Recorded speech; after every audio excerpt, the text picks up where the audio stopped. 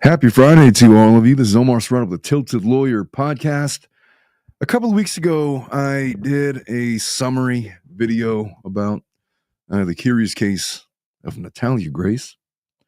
If you're watching this video, you're familiar with her. You have to be by now. I wanted to see how she's doing after the show. I'm very suspicious of the way the show has treated her entire situation. I'm very suspicious of the way that, obviously, there's the people that are trying to capitalize on her for financial gain, the Manses and all these other folks. I'm even suspicious now of the new family that try to take her in and has been presenting themselves as like the saviors of Natalia Grace. She's had many saviors. Good evening, Denise. How you doing, Winks? It's good to see you. I'm not going to go too far into this. This is going to be an update video. What's happened since the documentary? A lot of you guys had questions about $300,000 from Social Security income.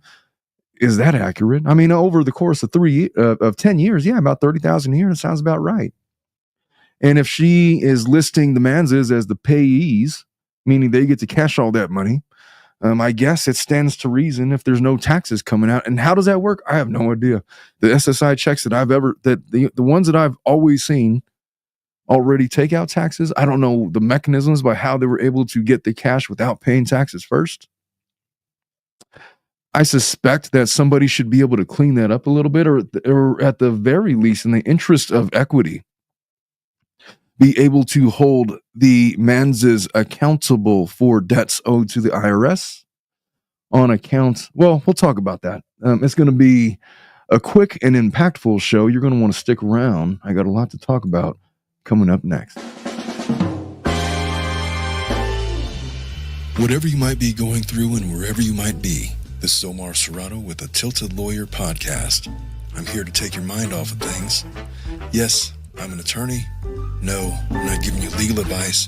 We're going to sit and talk like people, as these are the candid thoughts of one practicing attorney, and it's after hours. So have a seat. Feel free to have a drink and join me. Let's get started. How you folks all doing again? It's good to see you, Calamity Jane and Lisa Lapp. I see you all in there. Lisa Lapp saying that each state is different with SSI. And yeah, that's true. My thoughts on it, just my attorney instincts tells me that if it is the case, and it could be proven in court, that the Manses coerced Natalia Grace, a minor, and by the way, her birth date has been legally updated. She is now officially only 21 years old. She is not 30. How old she? If she was born in 1989, how old would she be, Dominic? 29 plus 11? That would make her 40 years old. Yeah, she's not 40. She's not 40. She's 21.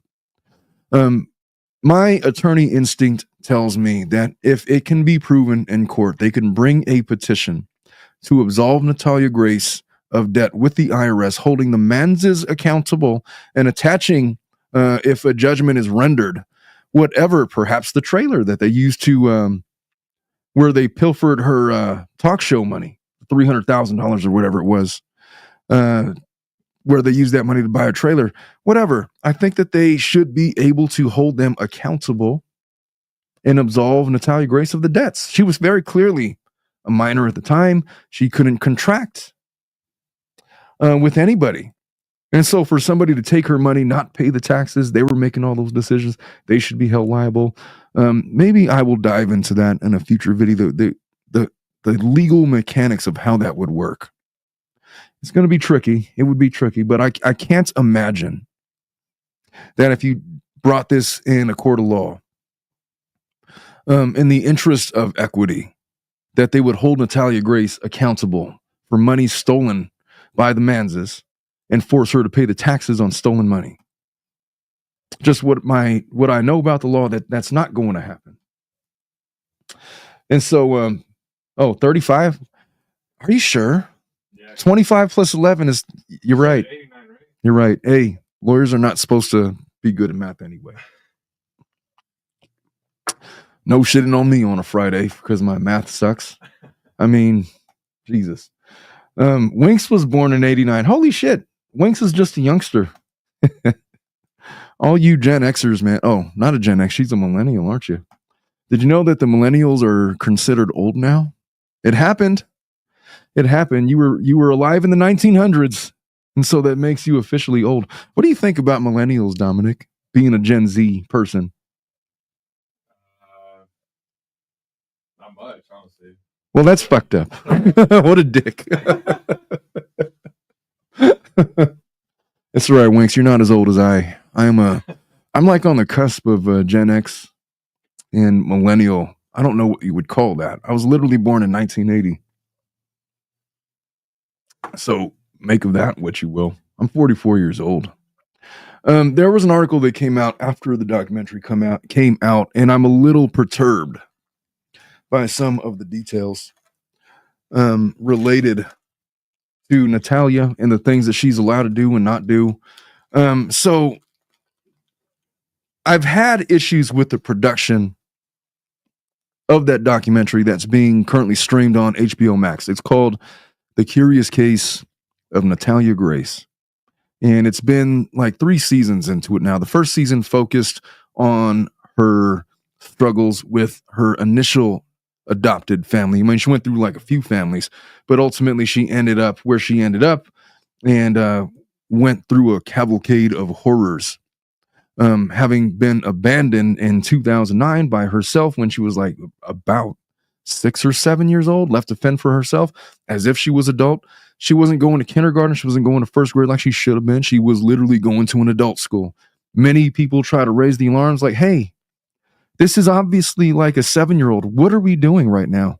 They would call CPS and they called the authorities and they couldn't do shit about it because she was legally re-aged to be born in 1989, which would have put her above an adult. She was still dependent on her adoptive family. They were getting money for that, but then she became this huge albatross, financial albatross. So they basically stuck her in this apartment and effed off to Canada. In so many words. Obviously, I'm paraphrasing all of that.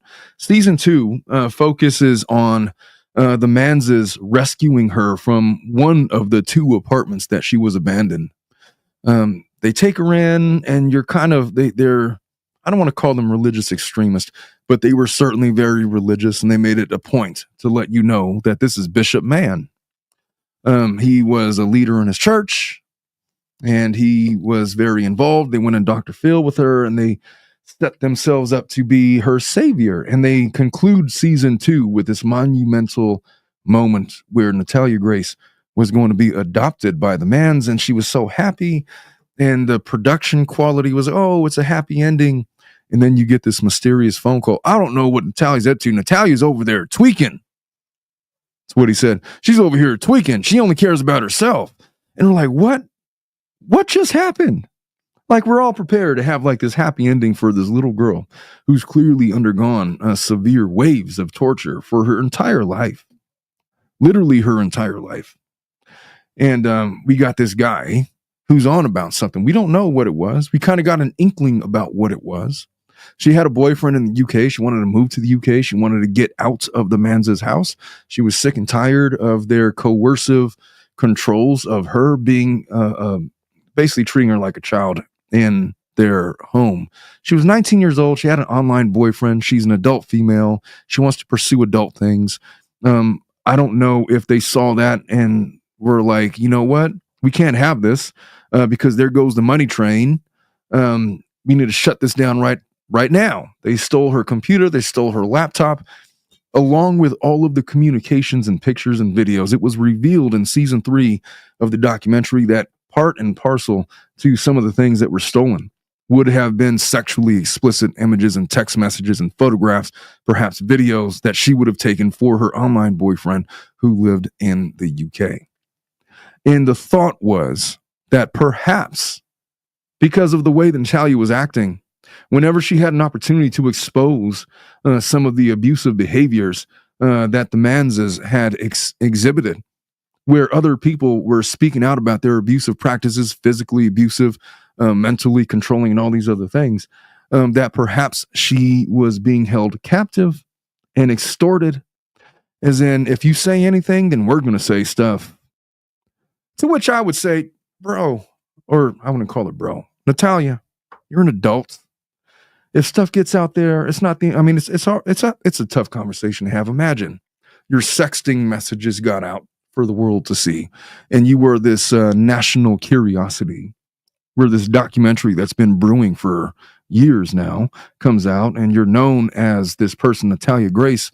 Next thing you know, you're on all of these weird ass websites with people with weird fetishes and obsessions, commenting on you in varying states of sexuality. It would be a nightmare for anybody, let alone her, who's known nothing but abuse and people taking advantage of her for her entire life. And so, you know, the Manses are pieces of shit. What could you say? That's my official legal opinion. You could think that Natalia is a grifter. You could think that she's also in on it. Perhaps, maybe it was the production quality of the documentary that led us to come to such a conclusion. The very 90s style Jerry Springer presentation of these facts in this very serious legal matter where we were forced to go through this journey with them. And, we get to the end of it and maybe it's all a big put on. I don't know. Maybe none of it is true. You never know what's true anymore. I'm just so sick and tired of it. But the documentary, it ends with a relatively happy ending. I hope there's not a season 4. I will not watch a season 4. Maybe I would. But there has been concerning accusations about the family that rescued her. I'll talk a little bit about that. But this article came out. So she goes and she does this whole People magazine shoot. They read an article about her life after life with the Manses. We're going to go through it together. They wrote an article about her victim or villain. Let me share my screen with you all so you could see what I'm looking at. How you doing, SL Connolly? My heart goes out to her as well. I have to imagine, she says, she's embarrassed. I couldn't imagine being 19 years old and somebody threatening to show pictures of myself on the internet. I'll tell you what, though, Miguel's going to hate me for saying this, but it was like 3 years ago, and I get this mysterious text. My younger brother, Miguel, he's just gotten married. This is before he met his wife and all. 4 or 5 years ago, something like that. But I get this random text message. It's like, hey, just so you know, if you happen to get a picture of my penis sent to you, just please ignore it. It's like, what are you talking about, dude? And then I press a little bit, and he's been scammed. He was sexting with somebody that was posing to be a young lady. Turns out it was one of these scammers from overseas. And next thing you know, he probably sent a bunch of pictures and it was like, give me $5,000 or I'm going to send this to all of the people on your contacts. And he was terrified. He was like a 30-something-year-old man. How old is he now? 1994. He's 31. He would have been, well, I guess mid-20s. Still. Being Natalia Grace, given that she has some public notoriety, the fact that somebody would threaten her with that, knowing what she's been through, I'd imagine that she was scared. I'd imagine that she was terrified. I'd imagine that it would give her pause for speaking openly about what she was going through with the Manses. Before I go off too far on a tangent, and Dominic, if I go off too far, feel free to buzz me, man. I don't know what buzz me means. Just let me know. Just say, hey, what's the North Star for today's show? Natalia Grace. Yes, sir. Right. How you feeling, by the way? Feeling good. So that stuff was legit, no? Yep. It just tastes like shit. All right. This is the article from People magazine, and I will embiggen it for those in the back. It starts off. This is the article that was advertised at the end of season 3 of the Natalia Grace documentary series. It starts off, who are Natalia Grace's new adoptive parents, Antoine and Cynthia Mans, while living in wait, what's the date of this? Is this even the right one? Yeah, 2025. I started off in the middle. My bad. So it starts off in the May 2023 ID Network docuseries, The Curious Case of Natalia Grace. Michael Barnett shared the story of adopting Natalia Grace Barnett with his then wife, Christine Barnett, in 2010.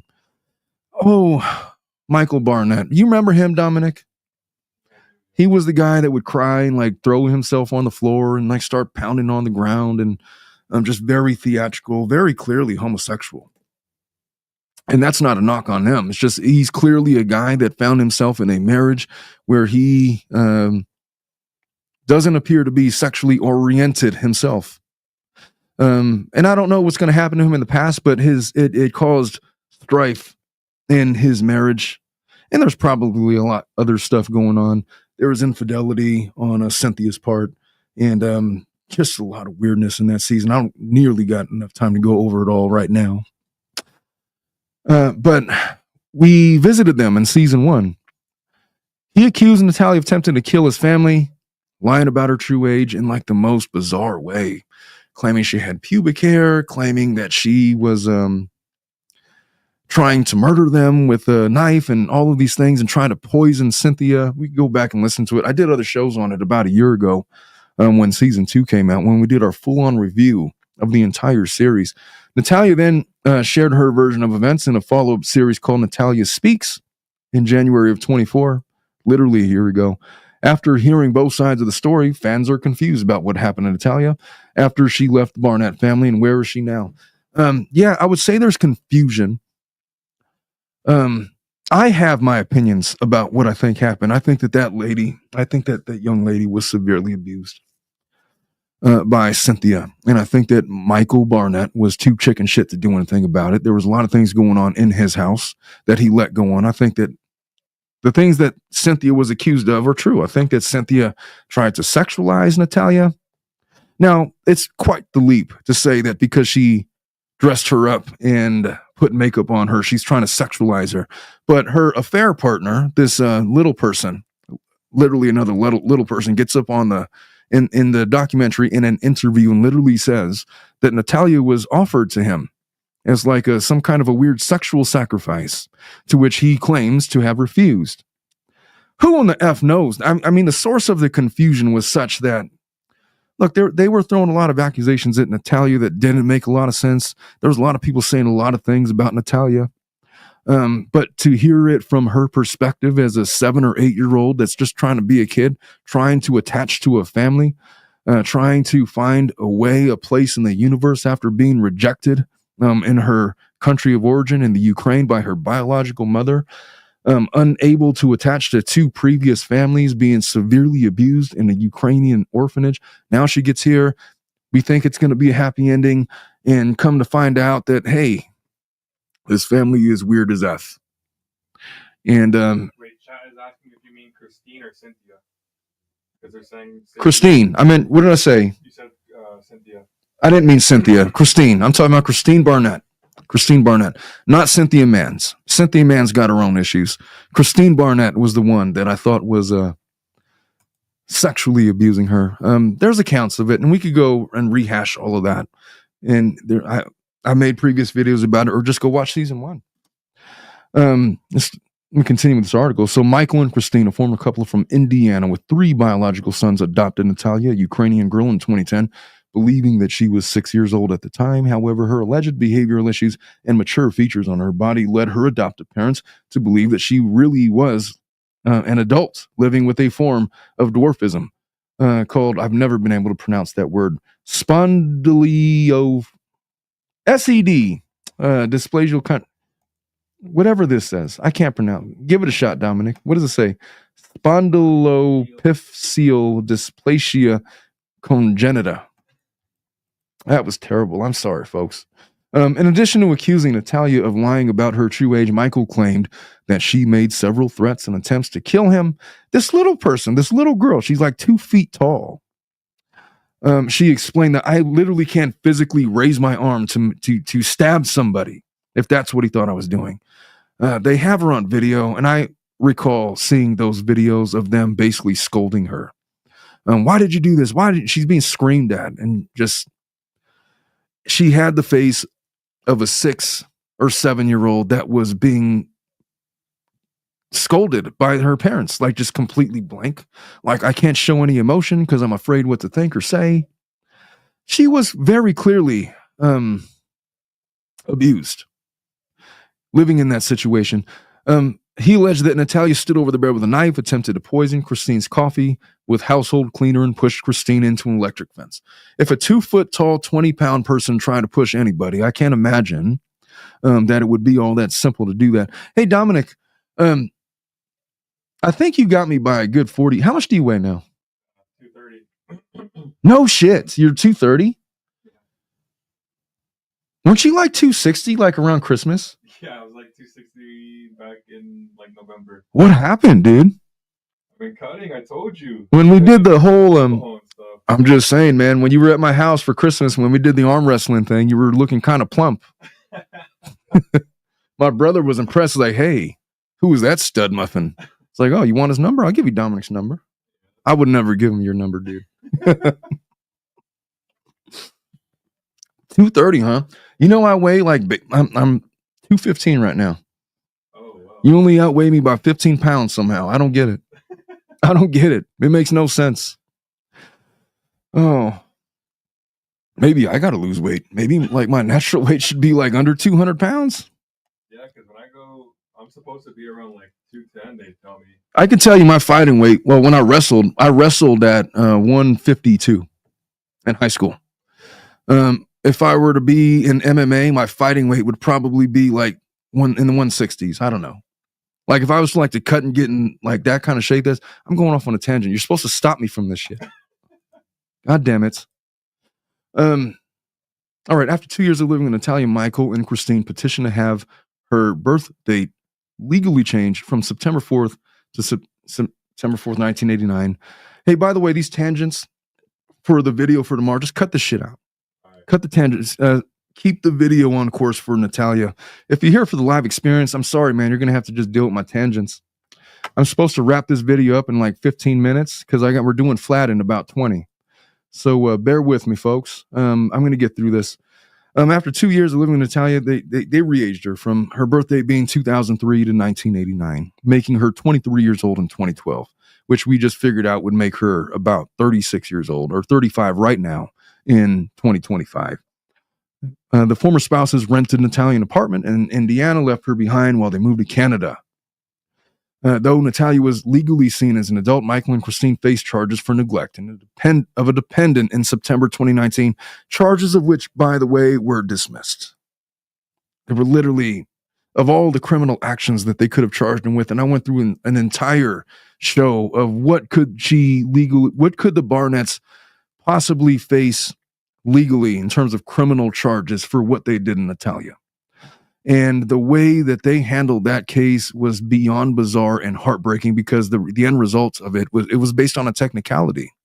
They charged her with abuse of a minor, but they re-aged her to 1989. Therefore, the statute wouldn't hold. What they charged her with was dismissed. And it was some stupid thing like that. They got lucky, basically. 3 counts of neglect and conspiracy to commit neglect of a dependent were dismissed. Meanwhile, the charges against Christine were dropped in 2023 before she went to trial. In the curious case of Natalia Grace, Natalia Speaks, which premiered on ID Network on January of 24, the Ukraine native disputed Michael's claims and attempted to set the record straight. So who are Natalia Grace's new adoptive parents, Antoine and Cynthia? We've been talking about them for pretty much the whole show.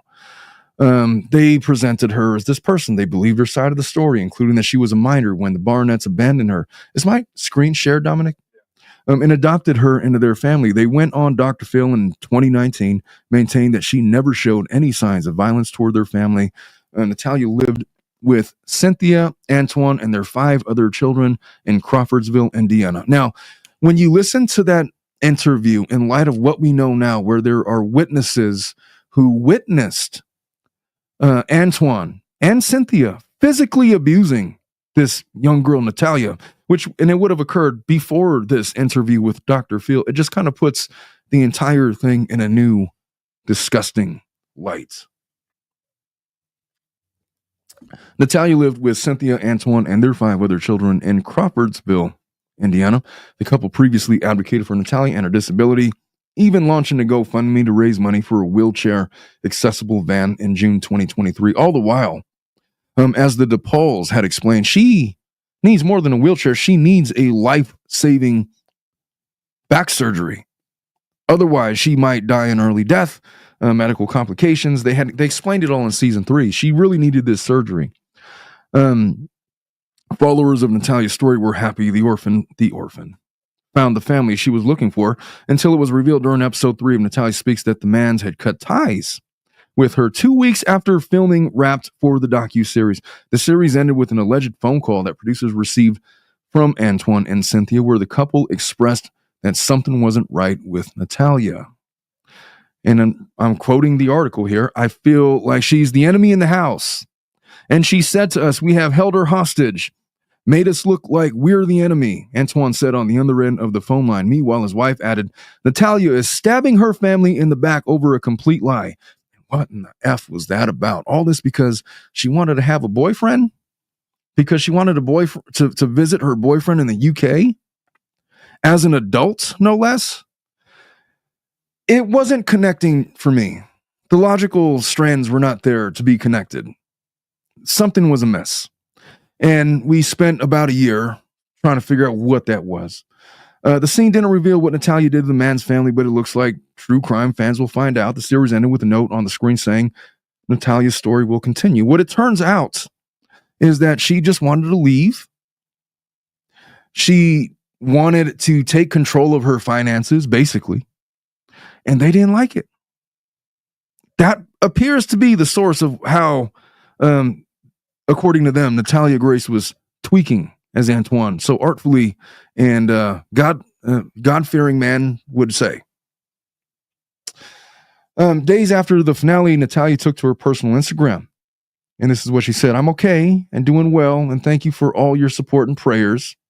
She wrote this on January 5th of 24. I wish I could tell you more about the show, but I signed an agreement with the show to keep things confidential for now. I will let you guys know when I can for sure, but just know I'm okay. I love you all. And there's a picture of her looking healthy and happy. And pictures could be deceiving. This is part of her People magazine shoot that they had referenced when she was with the DePauls during her trip to New York. I think she went to Manhattan. Additionally, Natalia seemingly started a GoFundMe to raise money for a new home and surgery amid her estrangement from Antoine and Cynthia. I recently moved out. I'm saving money to get my own house so I can have a personal place of my own.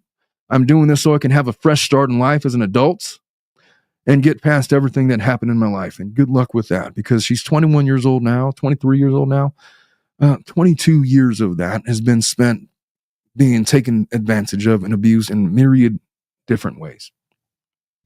The fundraiser page continued. I'll likely have to have major spine surgery and even more surgery on my legs. The DePauls had explained, because they had the same condition as Natalia, how important that surgery was for her future physicality, lifespan, potentially. The costs associated with these surgeries are in excess of $500,000 because the specialist does not accept my medical insurance. The first treatment I need is to have my spine corrected, as if I leave it too long, it could lead to paralysis and incontinence. According to GoFundMe, the Ukraine native parents plans to start a business to save up money for the surgery, but any excess funds from the GoFundMe that do not go towards a deposit for her own place will go towards the treatment. She says, to all who have stuck by me through all of this, I cannot thank you enough. I love you all. The page concludes. Shortly after, she gives an update on her Instagram account, telling followers that things in her life were hard, but that she had to keep going. The post was accompanied by a selfie, and fans left encouraging notes for the Ukraine native. If I scroll into there, am I going to... What is this pop-up? Oh, yeah, I don't want it to... never mind. Where did I leave off?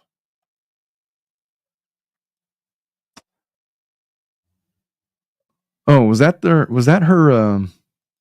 it kicked me out. It took me to this different thing. Okay, so where do things stand between Natalia and the Mans? The Mans family never specifically revealed what really went down between them and Natalia, but others spoke to what really went down, and it wasn't pretty. Cynthia offered an update amid the fallout of Natalia Grace. Natalia Speaks, taking a TikTok live in January of 24. Cynthia said that Natalia is still part of the family, countering the schism that was featured at the end of the series. Her update came shortly after telling the U.S. Sun that while Natalia was not living with the man's family anymore, everything between them was absolutely perfect. And no, it isn't. And no, it wasn't. The man stole a lot of money from Natalia. And the way that they left things, it appears that they're trying to let her fend for herself with respect to monies that would have been owed for her receiving SSI benefits in excess of $300,000 and any other money that she would have probably received as part of her speaking appearances on Dr. Phil, maybe this documentary. I would really like somebody to do an accounting of where that money went. Because to the extent that the Manses, or the DePauls for that matter, or anybody, tried to pilfer her money that could have led to life-saving surgery, I would really love it to know, at least know, that they are going after them to prosecute her so that that money could make its way rightfully to Natalia to benefit her in her life, to help give her a fresh start and start things anew. So she says things are perfect. That's what she says. The truth about what happened between Natalia and the Manses was revealed in the documentary, The Final Chapter, which premiered January 25. Natalia claimed she was held hostage by Cynthia and Antoine, who allegedly kept her isolated from the world. When they discovered that they had a boyfriend named Neil in the UK, whom she met online, they took her phone and internet access. Neil became concerned for Natalia's safety, tracked down Nicole and Vince DePaul, and they go, I'm not going to read this part. They're just rehashing, basically. This is the part I'm interested in. They're rehashing when the DePauls went to go save Natalia from a church service. It was like a midweek service, and they made a big to-do about it at the end of episode 1 and the beginning of episode 2. They basically, well, they didn't kidnap her, but they basically scooped her up and made a getaway. And a lot of the drama that unfolded in season 3 of the documentary was based off of that. So where is she today? Nicole refused to give up on Natalia, continued to fight Cynthia and Antoine over her finances, necessary medical procedures, and more. As seen in the final chapter, Natalia ultimately agreed to cut off communication with Cynthia and Antoine, and Nicole promised she would help her get her money back. So Natalia has lived with Vince, Nicole, and their daughter, Mackenzie, since she left the Manses. She told people in an interview ahead of the final chapter's release that she's studying for her GED. Good for her. Learning to drive, hopes to become a teacher someday. That's a perfect occupation for somebody like Natalia. I could see her doing that, like a kindergarten teacher or something, first grade teacher, elementary school. I don't know. But good on her for getting her GED. She says, it's been a big learning curve for me. For the most part, I've made peace. It's definitely a blessing to be alive today. There's nothing I can do to change the past. I'm a girl who loves kids and wants to get married and have children. But one of my biggest things is not making promises I can't keep. I've had too many promises that have been broken. I'm just ready to move on. I can imagine. They comment about how old she is. So her true age was widely debated for years. During Michael's trial, Natalia's biological mother, Anna Gava, insisted that she was born in 2003. Said right there on her birth certificate. Cynthia and Antoine celebrated Natalia's 20th birthday in September of 23. Her age was confirmed through a DNA test during episode 1 of Natalia Speaks, True Diagnostic, a medical lab that specializes in biological aging based on DNA methylation, basically taking DNA benchmarks to see where what your DNA says that you should be, what your age basically is. They took a blood sample from Natalia and learned that she was somewhere close to 22 years old as of August of 23, which tracks. This meant Natalia was a young child when the Barnetts adopted her in 2010. It also means that when they abandoned her in that apartment, she was a young child, left and forced to take care of herself, bathe herself, feed herself, cook for herself, and all those other things. The article continues. This one little piece of paper throws every single lie that the Barnetts have said right into the trash with a match. This is so big because literally this has been 13 years of just two people lying their butts off. They ruined a kid's life. They painted me as some big monster when in reality they were the ones. So where we stand with Natalia right now is, she's trying to make her way. She's trying to, she has her GoFundMe. She's trying to get her corrective surgery. She's trying to purchase a house or buy a house or get her own place. She wants to live her life. She's been through a lot, and I gotta say, I'm skeptical of the producers of that documentary. I mean, obviously, got reason to be skeptical of the Manses, but I'm also looking at the DePauls sideways. Like, what are they profiting off of this? Why are they so hell bent on being involved with this documentary? They made a big stink about how much it costs to take care of Natalia when she started living with her when they made their big escape from the Manses. I wonder. I hope that I hope that Natalia is not being taken advantage of financially by the DePauls. Do I know that for sure? No. I don't want to see a season 4. Come to find out that DePauls pilfered Natalia's documentary money and used it to purchase, I don't know, a vacation property in Italy or something. So that's where we're at with Natalia right now. I did a couple of weeks ago, rundown of the entire season 3. About a year ago when season 2 came out, I did a rundown of seasons 1 and 2. You guys are going to want to take a look at those episodes if you want to learn more about that case, my thoughts about the legal processes, why the Barnetts escaped criminal prosecution and perhaps civil liability. I had opined about what would Natalia's remedies be against the Barnetts going forward. And sadly, you can see my entire analysis. It was not looking too good.